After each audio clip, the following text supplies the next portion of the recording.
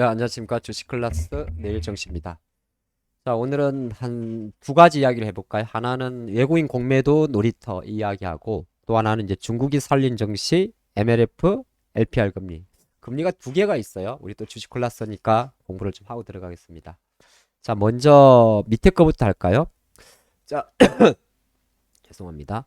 자, 오늘 장의 흐름인데 우리가 항상 그런 게 좀 있어요. 오늘도 보면 특히나 이제 시장이 결과적으로 보면 알 수가 없는데 항상 장중에 보면 지금 화면에서 이 시간에 지수 흐름입니다. 파란 선이 코스닥이고 노란 선이 코스피 지수인데 항상 10시 전후에서 11시까지 만약에 10시 전후에서 11시까지 장의 변동성이 급격할 때는 충분히 우리가 추정할 게 뭐냐 하면 중국 이슈가 있나 그걸 생각해 보는 게 좋습니다. 시장은 다 시간마다 움직이는 게 있는데 중국 증시가 한국 시각 기준으로 10시 30분에 개장을 하죠. 장이 열리죠. 그래서 가끔은 11시 이후부터 엄청난 변동성 그리고 11시 지나서 올라갈 때는 중국발 모멘텀, 중국발 이슈가 있었는지를 습관적으로 생각해보는 습관도 되게 좋습니다. 오늘은 바로 그런 날이었어요. 제가 그래서 중국이 살린 증시 이렇게 이야기를 드렸는데 좋은 것도 있었고 나쁜 게 있었으니까 이렇게 훅 빠졌다가 올라갔겠죠. 그래서 제가 한 번 더 강조드립니다만은 오전에 10시 전에 10시가 지난 이후부터 급격하게 빠질 때는 일단 중국을 보라. 중국에서 뭐가 터졌느냐? 그게 습관적으로 좋다. 그 말씀을 드리겠고. 자, 그러면 오늘 중국은 어떤 일이 있었을까요? 지표 발표가 있었겠죠. 자, 중국은 오늘 중국의 주요 매크로 지표, 우리가 말하는 산업 생산, 소매 판매, 실업률, 고정자산 투자가 발표가 됐는데, 액추얼 데이터는 전환 프리비어스 데이터보다 전부 다 나쁘게 나왔습니다. 산업 생산도 5.6에서 3.5, 소매 판매도 18.4에서 12.7, 실업률도 뭐 동일한 정도, 고정자산 투자도 4.7. 그러면 중국의 경기 침체 우려를 자극했겠죠. 그러면서 어느 정도 급격하게 장이 내려갔다 그렇게 볼 수도 있어요. 근데 이걸 또 살린 게 있어요. 그러니까 중국이 살렸다 그랬죠. 그러면서 어떤 카드를 하냐면 너무나 타이밍이 기가 막힙니다. 어떤 타이밍이죠? 오늘 미국이 어쨌든 간에 금리를 동결을 했습니다. 15개월 만에. 그 시점에 중국은 MLF 금리를 인하를 했어요. 얼마 만에? 얼추 작년 이후 1년 만에 말이죠.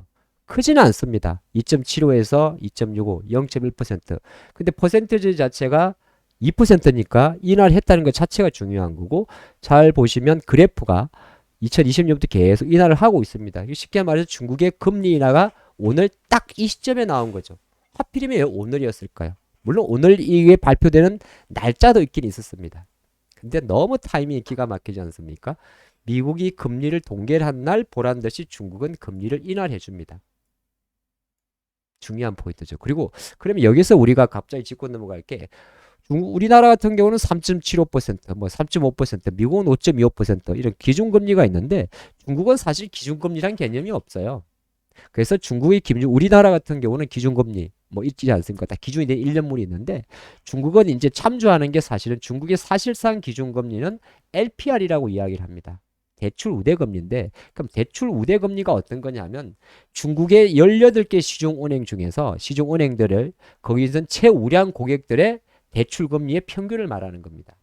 그럼 대출 쉽게 말해서 우리가 보던 중국의 기준금리가 몇 퍼센트입니까? 한국의 기준금리는 3.5%입니다. 그럼 중국의 기준금리는 몇 퍼센트입니까? 이야기할 때는 이 LPR 금리를 물어보는 겁니다.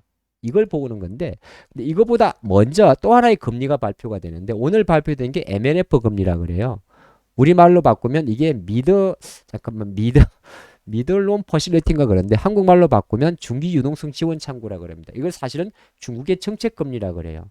그럼 MLF 금리에다가 만약에 뭐 은행에서 은행 뭐 위험 프리미엄이라든지 뭐 예를 들어서 조달 비용을 보태면 바로 LPR이 나옵니다. 그러니까 간접적으로 이야기하게 되면 MLF를 내렸다는 것은 전국적으로 조만간 중국이 LPR 인하까지 갈 수가 있다는 겁니다. 되게 호재예요. 자, 그런 상태에다 있다 보니까 중국이 물론 다른 이슈도 있었습니다만 오늘 본장에서 타이밍적으로 기가 막히게 중국 증시가 3천선에서 지지해 주는 거죠. 물론 중국이 오른다고 해서 우리나라에서 갑자기 화학주가 많이 오르는 건 아닙니다. 하지만 중국이 내리면 글로벌 세계 중국만의 침체가 아니라 글로벌 침체까지 작용하는 거고 중국의 기술주가 오른다는 것은 한국의 코스닥 기술주에도 호재가 되는 겁니다. 우리는 2주 전에 홍콩의 기술적 분석에서 다른 건 모르겠고 가끔은 이런 이야기를 합니다. 증시 큰 반등이 나오면 내용도 중요하겠습니다만 가끔은 보이는 대로 대응하라. 이건 상당히 의미 있는 양봉이었죠. 그리고 보란 듯이 지수는 올라왔습니다. 홍콩 증시가 올라간다고 코스닥이 올라가는 법은 없습니다. 하지만 홍콩 H지수가 올라갔다고 하는 것은 시장에서 성장주에 대한 모멘텀이 좋다. 그렇게도 볼 수가 있어요. 그리고 물론 이 내용에는 오늘 중국이 또 부양 패키지를 펼칠 수 있다는 뭐 그런 여러 가지 이슈도 있습니다만은 그래도 1년여 만에 금리를 내린 것 자체는 상당히 시장이 차지하는 메시지가 큰 것 같습니다. 우리는 이런 작은 트릭에 항상 주목해야 되는 것이 주식을 하는 사람, 주식 클래스를 함께 하시는 분들의 마인드가 되는 거죠. 두 번째 이야기 바로 할까요? 공매도 놀이터. 어제 우리가 어떤 이야기를 했냐면 에코프로 이야기를 잠깐 했습니다. 야, 이거는 여러 가지 이야기들, 고시원 이야기를 다 떠나가지고 공매도 세력의 어떤 의도된, 자, 우리나라 같은 경우가 공매도에 부분 공매도를 허용한 게 작년 5월인데 코로나로 잠깐 멈췄다가, 그래서 작년 5월 이후부터 지금까지 총 코스닥 공매도 잔고는 5조 5천억 쪽으로 올라갑니다. 코스닥 150 종목, 코스닥은 우리나라는 350개 종목이 공매도가 되죠. 코스피 200 종목 200개, 코스닥 150 종목. 근데 공매도 잔고가 어느 정도냐면 5조 5천억이라는 숫자는 글자로만 놓고 보면 감이 안 오시겠지만은 1년 만에 2배가 증가한 겁니다.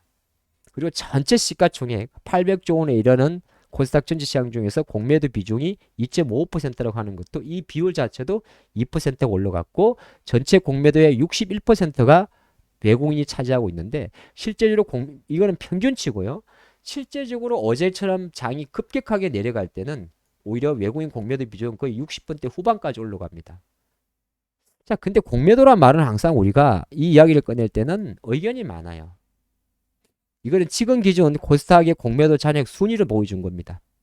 공매도 잔액이 많다는 건 아무래도 누르는 세력이 많다는 건데 에코프로, BM 우리가 알고 있는 대부분의 시가총액 순위의 코스닥 종목들인데요. 공매도는 우리의 양날의 검이라고 이야기합니다. 눌러서 빠지는 경우도 있습니다만은 만약에 내려갈 것이라고 베팅을 해서 눌렸는데 갑자기 올라가게 되면 우리가 스키지란 단어를 쓰는데 매도 포지션을 청산해야 되죠. 사놔야 되죠. 그러면서 주가가 이상으로 빨리 올라가는 효과가 있습니다. 그것을 우리는 부스팅 효과라고 이야기를 해요. 근데 반단이 번던대로 그러면 쉽게 말해서 에코프로의 흐름에서도 과연 어떤 기대가 나올 수가 있느냐? 물론 예측할 수는 없습니다.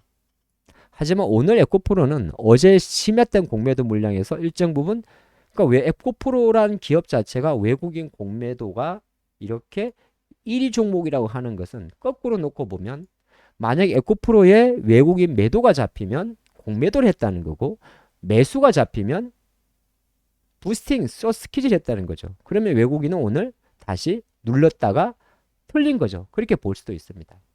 근데 제가 오늘 이야기에서 하고 싶은 이야기는 뭐냐 하면 공매도 잔고가 많다고 해서 무조건 숏스퀴즈가 나오는 것도 아니고 공매도 잔고가 많다고 해서 단순하게 숏스퀴즈 기대해도 주가 올라가는데 기대할 수도 없습니다.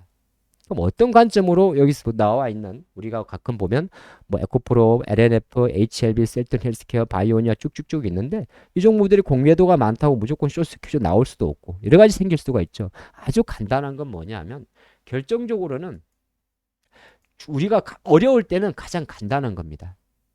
주가가 우상향 중이거나 하방 중일 때는 어느 정도 에코프로도 최근에 보면 5월 달에 생각보다 차트가 저점을 다지고 있었어요. 이럴 때는 숏스퀴즈가 나올 확률이 높습니다. 그리고 특정 밴드에 올라갔을 때 쉽게 말해서 전 저점이라든 이런 거 올 때는 원래 공매도 잔고가 많은 종목들은 일시적으로 누르기도 합니다. 이런 식으로 여러 가지 이슈에 따라서. 하지만 만약에 그 다음 거래일에 다시 그 자료까지 돌아갔을 경우에는 생각보다 부스팅 효과가 많이 나옵니다. 또 반대의 경우도 있어요. 뭐 예를 들어서 최근에 이 펄어비스라는 종목 자체가 생각보다 많은 관심을 가지고 있습니다. 물론 도깨비 이슈도 있을 수가 있고 모든 게 복합적인데 외국인 물론 기관 매수도 있기 때문에 올라가는 것도 있습니다. 연기금이 담고 있으니까. 그러니까 펄어비스는 단순하게 공매도만으로 추정할 수는 없는데 한 가지 특징이 있어요. 펄어비스에 들어오는 외국인의 매도는 결정적으로 공매도란 거고 펄어비스에 들어오는 외국인의 매수는 숏스퀴즈. 근데 펄어비스의 주가가 그럼에도 안정적으로 가는 거는 여기에는 외국인의 공매도 세력과 연기금의 패시브 자금이 섞여 있기 때문입니다. 그래서 생각보다 안정적으로 보이지만은 잊지 말아야 될 것은 만약에 이런 종목들이 주가가 아무리 좋은 모멘트를 보인다 하더라도 그러면 패시브 성격의 여기 연기금의 매수 강도를 줄이는 상태라면 오히려 핌의 논리에서는 공매도 세력이 우위로 갈 수가 있습니다. 그럼 왜 그렇죠? 이 친구가 외국인 공매도 잔고가 이렇게 600억 정도 높기 때문입니다. 그래도 펄어비스 같은 경우는 중간 정도의 경우고 한 가지 시간이 좀 되더라도 하나 더 보겠습니다. 요 종목 중에서 보게 되면 예를 들어서 셀트 HLB라는 종목이 있습니다. 공매도 비중도 꽤 높죠. 4%니까. 아까 제가 전체 평균이 2% 정도라 그랬잖아요. 근데 그러면 예를 들어서 이 HLB 같은 경우는 4.1% 정도면 상당히 높은 겁니다. 1,700억 원의 공매도 차익도 중요하지만 게다가 늘려가죠. 0.1%면 늘려가는 겁니다. 이게 쉽게 말하면 늘려가는 종목들은 나쁜 거예요. 트이는 틀리는 거고 HLB 이 종목을 말하는 게 아니고 공부하는 거예요. 바이오니아도 늘려갑니다. 비중도 되게 높죠. 그러니까 생각보다 바이오니아의 주가가 변동성이 크겠죠. 두 개만 보고 마무리하겠습니다. HLB를 한번 그럼 똑같은 분석을 해볼까요? 지금 어떤 상황입니까? 이거는 어떤 그림이죠? 이거는 완벽하게 공매도 분석도 결과적으로는 우리가 말한 기술적 분석의 기본 틀을 벗어나지 않습니다. 이 자리부터 공매도 세력의 승리가 되는 겁니다. 어떻게 보면. 그러면 이런 친구들은 추세가 무너졌기 때문에 오히려 똑같은 거예요. 무너졌기 때문에 오히려 급진적으로 공매도 세력을 누리게 되기 때문에 생각보다 빨리 못 올라옵니다. 그럼 이 예를 가지고 만약에 LNF를 또 예를 들어서 경우를 생각해 보죠. 지금은 지지만은 그러면 공매도 세력이 이길 수 있는 차트와 밀리는 차트가 있을 거예요. 그건 똑같습니다. 그냥 아무것도 모르는 상태에서 우리가 기술적으로 이 시세가 밀릴 수 있는 예를 들어서 주가 관점에서 이 의미 있는 우리가 말하는 차트가 깨진다 그랬죠. 만약에 에코프로가 다시 65만원 밑으로 내려가려면 공매도 세력들이 활개를 치면서 점정할 것이고 반대로 이 기업의 주가가 70만 원 이상에서 계속적으로 전후에서 안정적으로 자리를 잡아간다면 공매도 세력들은 공매도를 치기도 어렵고 다시 어떤 작은 트리거에도 확 나올 수가 있습니다. 그러니까 결과적으로는 공매도 세력이 이기냐 말과의 문제는 그 주가가 갖고 있는 모멘텀과 힘의 논리라는 거죠. 아까 잠깐 봤던 바이오니아 같은 경우는 엄청나게 치열합니다. 엄청나게 치열하니까 이렇게 엄청나게 난리를 치는 거죠. 분명 올라갈 것 같았는데 내려가 버리고. 뭐 힘든 종목이 되는 거죠. 여기까지 하겠습니다.